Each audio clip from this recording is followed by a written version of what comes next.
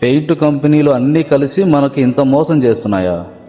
So నా 15 సంవత్సరాల అనుభవంతో నేను తెలుసుకునేది ఏంటంటే, so best quality water proofing చేసుకోమని చెప్తారు కదా.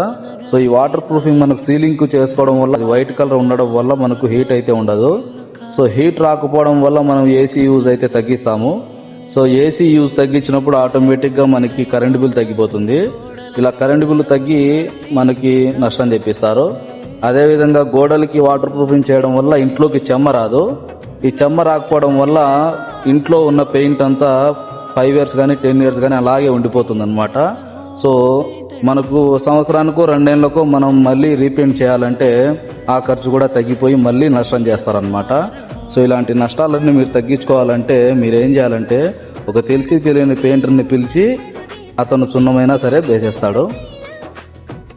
నేనేం చెప్పానో మీకు బాగా అర్థమైందనుకుంటా. ఒకవేళ అర్థం కాకుండా వీడియో మళ్ళీ చూడండి. ఇలా పెయింట్ కంపెనీలతో మీరు మోసపోకుండా సరైన పెయింటర్ని పిలిచండి. మాతో వర్క్ చేయించుకోవాలంటే కింద నంబర్ని కాల్ చేయండి. సో కడప జిల్లా సరౌండింగ్లో ఎక్కడైనా సరే మా సర్వీస్ ఇవ్వగలము. Thank you.